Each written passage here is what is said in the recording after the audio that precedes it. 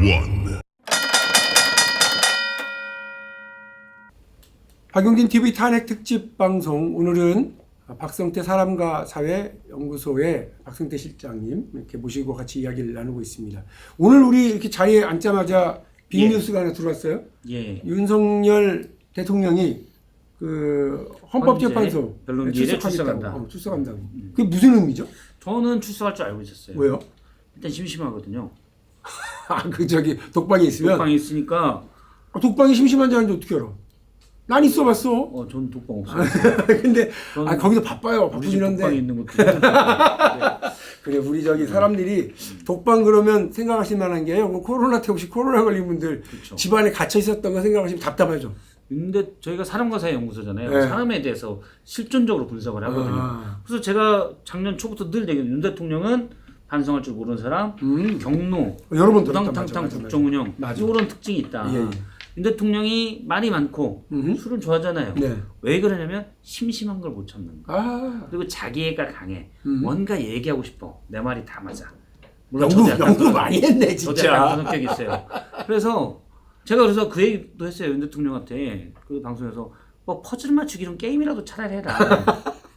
무료를 달리기 위해서. 네. 그게 당신의 망상과 이상한 생각 가지고 다른 사람들을 선동하고 가스라이팅하는 것보다 나을 수 있다. 왜 그냥 권력자가 얘기하는 건 영향을 안 받을 수가 없거든요. 무섭지. 그런 얘기를 했었거든요. 근데 탄핵 심판에도 저는 나갈 거라고 봤어요. 근데 심심해서. 예, 일단은 좁은 방 안에 가깝하죠. 누구랑 얘기도 못해. 변호사 가까운데 보니까 엊그제 얘기한 애랑 똑같은 애가 와. 심심하잖아요. 바깥 공기도 한번 쐬고 한번 차 타고 쫙 갔다 봤더니 지난번에 서부지방부 갔다 왔더니 막 화환 쫙 있지. 극우 집회 열리면서 막 소리 하지. 지르고. 자, 거기서 뽕 맞는 거죠. 그럼요. 일단 교도소에서는 나를 구하러 왔구나. 구치소에서는 유튜브도 못 보잖아요. 네. 딱 현장에서 보는 거죠. 그러면 이제 윤석열 대통령이 일단 저 기분을 좀 업시키려고 나간다. 이것도 있을 테고 또 제가 늘 얘기하는 게 사람이 이성적이라기보다는 실존적이다라고 보거든요. 그러니까 많은 평론가는 이성적으로 윤석열 대통령이 변론에 나가서 자기 얘기를 해서 뭔가 나는 정당한 걸 주지시키려고 한다고 생각하겠지만 그것도 있지만 더 큰 건 일단 몸이 들썩들썩 깎아본 게 더 크다라는 게 저의 분석이고 이게 더 맞을 수 있어요. 그게 뭐 이제 이 분석이 하찮다고 얘기하는 건 아니고. 네, 그리고 기본적으로 그래서 어쨌든 너무 깨알같이 들어가니까. 변론에 나가서 사람을 움직이는 건 사실은 감정이에요. 이해관계도 알았어. 있지만 감정이 먼저입니다. 그렇지. 뭐 월드컵 결승전도 순간에 그 기분 못 참아가지고 흥분해가지고 게임을 그르치는 선수 우리 여러 번 봤잖아요. 네. 그럴 수 있다. 맞아요. 오케이. 감정에 따라 움직이는 거예요. 이해관계는 사실 그 다음이다. 일단 그래서 나가고 근데 도움은 안 될 거다라고 봅니다. 문제는 이제 그런 거죠. 그러니까 본인이 변론에 나가서 충실하게 잘 설명을 할 수 있다. 이렇게 본인이 생각할 수도 있겠죠. 그러나 일단 우리 나눠서 볼까요? 개인적인 그 성격과 기분 요 문제가 있을 거고요. 두 번째는 지금 우리가 얘기하려고 그러는 이게 재판에 도움이 되겠느냐라고 하는 거고, 세 번째는 정치적 효과를 뭘 노릴까 세 가지 나눠서 얘기를 해볼까요? 그럼 이제 두 번째인데 본인이 나가서 본인 스스로 이렇게 변론을 하는 거 이게 도움이 될까? 저는 도움이 될 수도 있겠다 생각이 들어요. 왜? 여기 헌재 재판소에 출석하고 있는 법률 대리인들 있잖아요, 변호사들. 황당하다던데요, 기자들 얘기 들어보니까. 변론에 관심이 없고, 그렇죠. 브리핑에 관심이 더 많대. 자기 정치하는 거예요, 자기 정치. 그래가지고 변론에 나가갖고는 그거 자기들끼리 손발이 안 맞아가지고 그거요? 다음 기일에 서면으로 제출하겠습니다. 이런 얘기가 더 많고, 그걸 자기들이 이렇게 뭘 내놨는데 그랬다는 거 아니에요? 재판관이 아니. 제가 지금 물어본 건 다음에 서면으로 제출하실 게 아니고 이미 제출하신 변론 요지 내용에 있어서 이걸 무슨 근거로 했냐고 물어봤는데 그걸 또 서면으로 제출하실 건 뭐냐 그랬더니 웅성웅성 네가 제출했어? 뭐 거의 그러더래.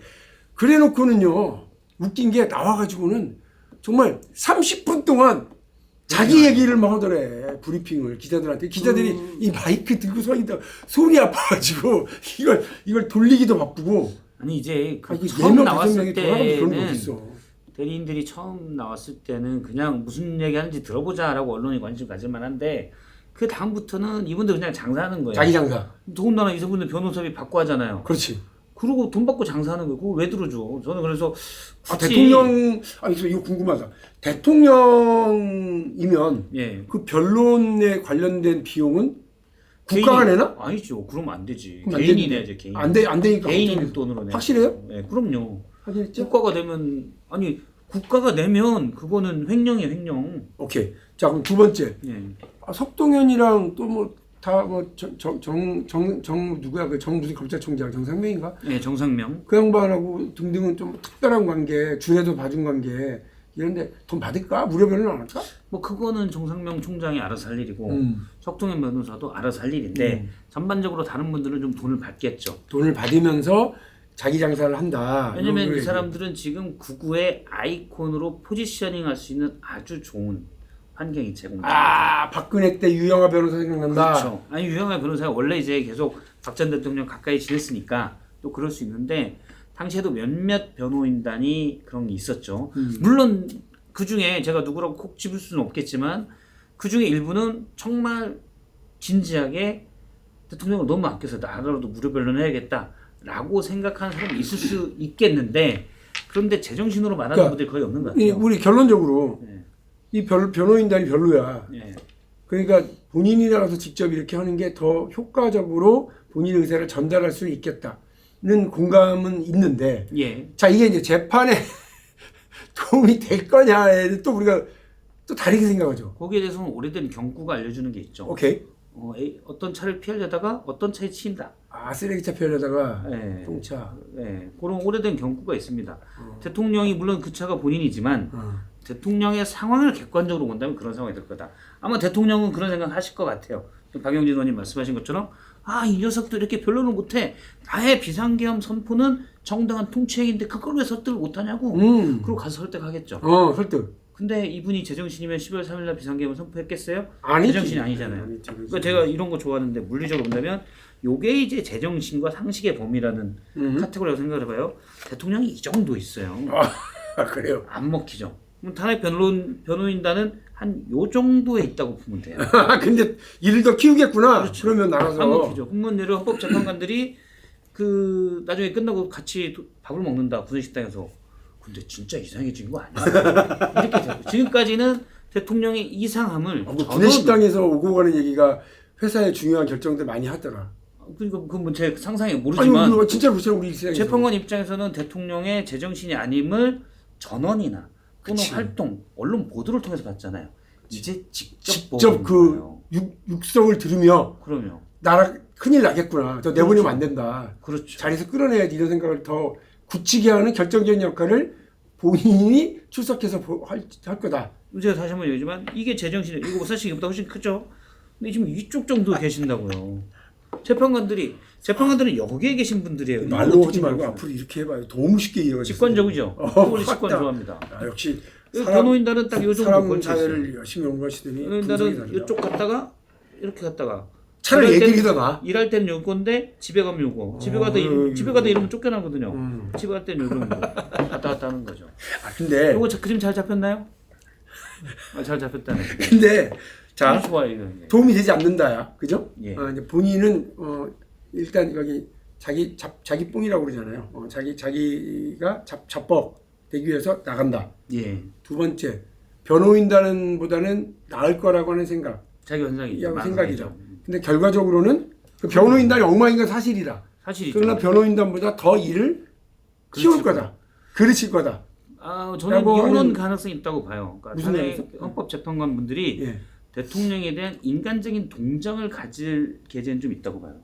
대체 어쩌다 저렇게 되셨을까? 치료가 필요하시네. 그래. 근데 어차피 탄핵 심판은 거기 있는 분들도 다 처벌을 같이 내리는 나왔을 그렇죠. 수 있어. 탄핵 심판은 처벌을 내리는 게 아니에요. 그러니까 그 직을 할 만하냐? 그 직에 대한 파면 여부만 보는 거예요. 매우 정치적입니다. 고도의 정치적. 그렇죠. 그러니까 이 사람은 이 사람 죄가 있어 처벌해야 돼 이게 아닙니다. 그 직에 일을 해야 되냐? 과연 왜냐면 그 직을 유지하는 특히 대통령직을 유지하는 데는 국민적 신뢰가 가장 크거든요. 근데 대통령이 동정을 받든 어떻게 받든 제정신이 아닌 걸 헌법재판관들이 눈으로 직접 보면 어떻게 돼? 그 직은 절대 못 잊게 되는 거죠. 자 그럼 이제 세 번째 우리가 아까 이제 이야기해 보기로 한 거. 첫 번째는 본인의 뭐 이거, 두 번째는 뭐 재판의 효율성 요 문제인데 세 번째 정치적인 의도는 뭘까요? 거기에 대해서는 제가 이미 매부쇼에서 주옥 같은 표현을 과거에 남긴 적이 있는데 계속 통용이 되더라고요. 한동훈 대표 같은 경우는 이제 주판을 엄청 튕기는 스타일이에요. 윤석열 대통령은 이제 예전에도 대통령이 기업 한참 전에 대통령의 여러 행동에 대해서 도대체 대통령은 왜 저런 행동을 했을까요? 라는 질문들이 제가 평론하면 들어오거든요. 저는 항상 얘기하죠. 대통령은 주판알을 튕기는 스타일이 아니다.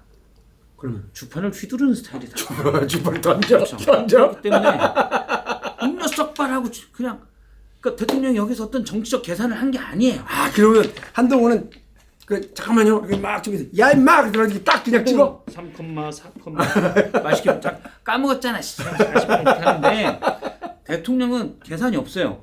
예, 주판으로 찍어. 정치적 목적 때문에 탄핵 심판에 나간 게 아닙니다.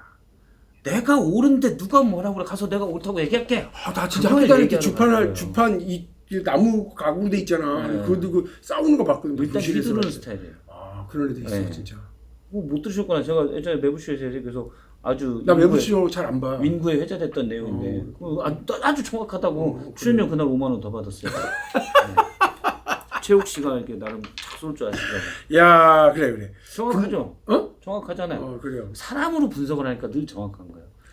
이 사람이 계산을 못하는 사람인데 어떤 목적에서 그랬을까 의미가 없는 거예요. 그거. 취하고 싶은데 하는 사람인 거예요. 그 얘기는 그냥 내가 질문한 것도 네. 뭐 의미 없는 걸 질문하냐. 아니 그건 아닌데 좋은 질문이었습니다. 네. 좋은 질문인데 우리가 뭐 매사였던 정치적 의도 같은 건 없어 그 사람은. 뭐 혹시 그냥 막 결과적으로 정치적 결과가 있을 뿐이지 윤석열 대통령이 정치적 의도를 기획한 건 아닐 거다. 그냥 그게 하고 싶었다. 그러니까 오늘 딱 일어나 보니까 그 안 나가시기로 했죠. 잠깐만 날도 풀렸는데 좀 갈까? 이랬다 거의. 뭐 일단 그게 제가 아까 말한 중요한 의도 중에 날도 하나고 풀린 거 같고. 또 하나는 야 내가 맞는데 음. 탄핵 심판 나를 탄핵해? 야 통치권 내가 정당하게 행사한 건데 왜 나를 갖고 뭐라 그래? 자, 그냥 그 얘기를 하고 싶었던 거야. 아니 이 말씀이 사실에 가까운 분석일 수 있죠. 그런데 이제 문제는 아니 뭐냐면 계엄을 선포한 제정신이 않은 사람을 두고 제가 여기 살고 있는데 왜 여기 있는 사람으로 해서 분석을 하냐는 거죠. 아니 만담을 하시는데 나라도 이렇게 자꾸 이렇게 본론을 끌고 가야 되니까 그렇다 할지라도 실제로는 어떤 효과가 나타나느냐면 이게 지금 헌법재판소 다 생중계 되잖아요. 그렇죠. 그래서 그건 기획이 아니라 결과적으로 그렇게 나왔어요. 알았고. 이게 그렇게 되면 지금 이제 결과적으로는 그의 정신 상태 그리고 말도 안 되는 소리 이런 걸 들으면 많은 국민들은 저랬구나 저 큰일이네 이러고 있을 수 있지만 서부지법에 난동을 피웠던 사람들과 그걸 선동하거나 사주했었던 사람들 극우 유튜버들은 또 다른 자신들의 이 음모론과 그 폭동의 에너지를 키울 수 있는 불쏘시개, 그렇죠. 휘발유 그게 이런 게 되지 않을까? 그러니까 결과적으로 그게 생기죠. 그게 우려스러운 거죠. 그러니까 근데 이걸 이제- 노리고 하는 건 아니고 그렇죠. 그러니 노렸다기보다는 결과적으로 해서 생길 수 있다. 물론 뭐 항상 약간은 노렸든 안 노렸든 처벌을 받아야 그렇죠. 돼, 그지? 그거 예. 그거는 이제 제가 또 직관적으로 설명하면 이렇게 비정상 세계 하나의 행성을 만들었다고요. 네. 만유 인력이 작용하잖아요. 네. 여기 있던 사람이 열로 조금씩 끌려가는 거야. 이게 이제 뉴턴이 발견한 만유 인력이에요. 끌려간단 말이에요. 그러면 여기에 결과적으로 비정상의 선동의 계엄은 통치행위다라는 거를 따르는 대통령이 또 한 번 주장하셨어 라는 세력들이 생기죠. 이분들이 또 헌재 침탈에 나설지도 모르죠. 실제 그런 거 역할 좀 행동도 지금 있을 수가 헌재 있고. 주변에도 몰리기 시작했다고 그러더라고요. 그렇죠.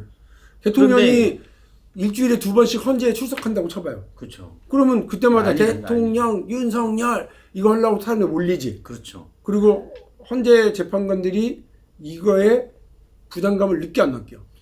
그렇죠. 그래서 이거를 출퇴근할 때마다 느끼겠죠. 느낀다니까요. 그리고 여기에 결집이 되겠죠, 조금씩. 이걸 누가 끊어줘야 했냐? 국민의힘 지도부나 또는 뭐 사실은 한겨레에서 보도해봐야 크게 안 먹힐 거예요. 그 사람들이 안 보니까 한겨레 경향을 조선일보 이런 데서 끊어줘야 되는데 조선일보는 약간 따라가고 있고. 아니야. 나 조선일보가 그게 좀 다르긴 하더라. 일면에 서부 난동 막 이래가지고 폭동 일면 확 박았더라고요. 그 다음날 아침에. 그 다음날 아침만 그렇고 그 다음날 아침에. 그래서 그 다음 좀 달라지긴 오늘 했더라고. 이게 오늘 민주당 때문이고 경찰은 왜 그렇죠. 이러냐 뭐 이렇게 막 화요일 공격하더라. 기준마다 또 달라졌어요. 지금 계엄 두둔 세력으로 조선일보가 하고 있어요. 처음엔 약간 그래도 상식의 끄트머리에 있었는데 절독 막 한다고 그래서 그런가? 지금 요 정도에 있다가 여기로 약간 뛰어내렸어요. 근데 우리 자 이제 이런 걸 걱정하는 거죠. 그러니까 윤석열이가 나가서 바람 쐬고 뭐 개인적으로 그렇게 하면 좋겠고 지지자들이야 뭐 대통령 뭐 지나가는 호송 차량을 볼 수 있어서 좋을지 모르겠지만 이러한 윤석열의 법원 출석 그리고